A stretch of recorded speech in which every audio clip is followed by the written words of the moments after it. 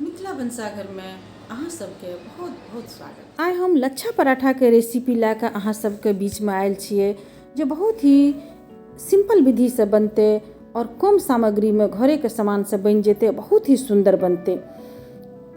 देखू कते सुंदर लेयर बनल छै, बहुत सुंदर लच्छा पराठा बनेले जा रहल छै और कितना सुंदर लेयर बनल छै और उतबे हेल्दी बनते।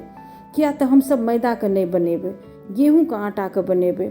तऽ एहिठिन जे छै से गेहूं के आटा 2 कप अपना सबके प्रयोग करय पड़तै और 1 चम्मच एहि चम्मच से जे छै से सूजी लए लेब आ एही चम्मच से लगभग 2 चम्मच अपना सब देसी घी जे छै से देसी घी एहिमे दए देबै आ मिला देबै आ खूब बढ़िआँ से एकरा मिक्स करि देबै ताकि सब जगह घी सूजी सब मिक्स भए जाए। खूब बढ़िआँ से मिला देबै आ तब जे छै से एकरा पानि से सानबै।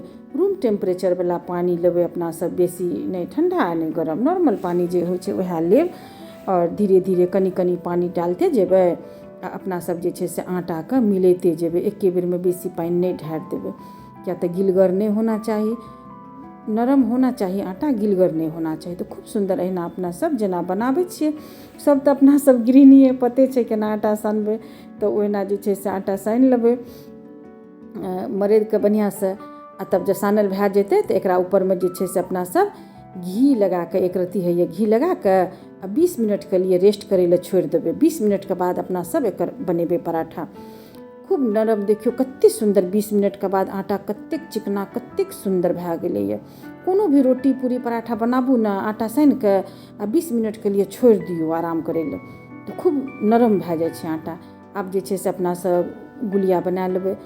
तऽ गुलिया जे लेबै से जेना जे छै से रोटीवला लै छियै और नॉर्मल पराठामे लै छियै, ओहिसँ एक रत्ती नमहरे गुलिया लेबै, किया तऽ बहुत सारा ओहिमे लेयर बनतै। और अपना सब जे छै से अहिना आटाके परथन, सुखलका आटाके परथन लगा लगा कऽ अपना सब जे छै से बेलबै। आ एने जे छै से अभी देखियो जाड़ाके मौसम रहै तऽ घी हमर कनिटा जमल छै, तऽ एहने रहना चाही घीके कंसिस्टेंसी।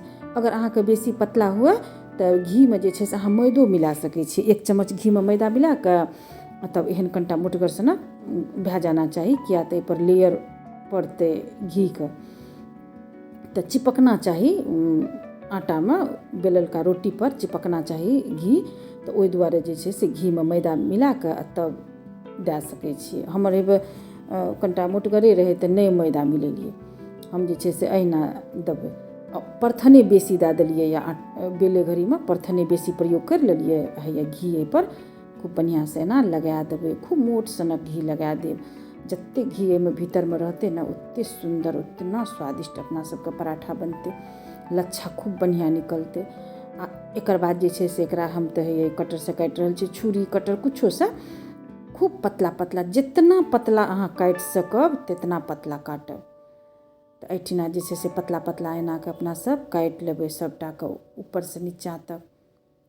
खूब सुंदर काटि लेबै, खूब बढ़िआँ अहिना कऽ धीरे धीरे धीरे धीरे काटि कऽ अपना सब एकरा काटल जब भए जेतै सबटा, ये देखियो काटल भए गेलै ने, खूब महीन महीन के काटि लेलियै। आब सबके समेट कऽ, ऐसे नहि होइ छै, छुरीसँ समेट लै छियै। हैया ई छुरासँ सबके समेट कऽ ओहू कातसँ समेटबै और ओहू कातसँ समेटबै और एक जगह कए देबै। आ तब एहिके ऊपरमे हेबै फेर ओ घीवला लेयर से लगा देबै एक बेर खूब बढ़िआँसँ। आब जे छै से एकरा पकड़ि कऽ एना गोल करबै, गुलिया सनक एना कऽ मोड़ने जेबै आ भीतरमे हैया एना कऽ ऊपरसँ लए कऽ भीतरमे हेबै चिपका देबै खूब बढ़िआँसँ, ताकि मुँह बन्द भए जाए ओकर। आब जे छै से एकरा अपना सब हाथेसँ, आब जे छै से बेलना नहि देबै, एकरा हाथेसँ दबा दबा कऽ बेलबै। तऽ पहिने एना बना बना कऽ गुलिया बना कऽ राखि लेब जागो अहाँके बनाना छै, आ तकर बाद जे छै से एकरा अपना सबके फैला कऽ पराठा बनबय पड़तै। अहिना उंगलीके सहायतासँ फैलेने जेबै आ एक हाथसँ सहारा देने जेबै, ताकि इधर जे खुलि कऽ अयतै तऽ ओ फेर ओहिमे चिपकैत रहतै। खूब आरामसँ भए जाइ छै, बहुत आसान विधिसँ बनै छै। देखियौ जब होटलमे अपना सब खाइ छियै तऽ कहै छियै केना बनबै छै रेस्टोरेंटमे, ई कतेक महीन महीन रेशा एकर निकलल छै लच्छा पराठाके। तऽ आइ ई विधिसँ हम बना रहल छियै, बनाबू बहुत स्वादिष्ट बनै छै ई पराठा, लच्छा पराठा। तऽ घी गरम तवामे दए कऽ तकर बाद जे छै से ऊपरसँ ई जे हाथसँ दबा कऽ बनेलियै यऽ एकरा जे छै से तवापर दए देबै। हे देखियौ ऊपर आबि गेलै ब्राउन कलरके, मतलब ओहि बगल सेकल भए गेलै। आब अपना सब पलटि देबै, तऽ पलटि देबै आ फिर ओहि बगलसँ भी घी लगा देबै और भए गेलै अपना सबके पराठा, लच्छा पराठा। दुनू बगलसँ एहने जे गोल्डन ब्राउन भए जेतै तब जे छै से निकालि लेबै। हे देखियौ बनि कऽ अपना सबके पराठा तैयार भए गेलियै। दुनू बगलसँ कर लागि गेलै, दुनू बगलसँ हल्का गोल्डन ब्राउन भए गेलै।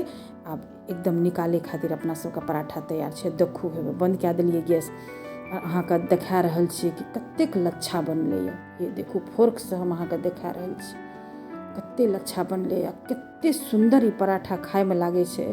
जब एकरा खायब ने अहाँ कोनो भी सब्जीके संग, हम तऽ एहिठिन भिंडीके भुजिया बनेलहुँ यऽ और दही भोरे भोर नाश्तामे, तऽ बहुत सुन्दर दही चीनी हेबे भिंडीके भुजिया, लच्छा पराठा। एकरा संग कोनो ग्रेवीवला सब्जियो अहाँ बना सकै छियै, पनीरके सब्जी, कटहलके सब्जी, बहुत सुन्दर लागै छै खायमे। तऽ एहि विधिसँ अहाँ जरूर एक बेर बना कऽ ट्राई करब। उम्मीद छै हमरा जे अहाँके बहुत बहुत पसन्द हैत हमर ई रेसिपी। कनियोटा यदि नीक लागल हुए तऽ लाइक कमेंट शेयर जरूर करब। तब तक स्वस्थ रहू, मस्त रहू, प्रसन्न रहू।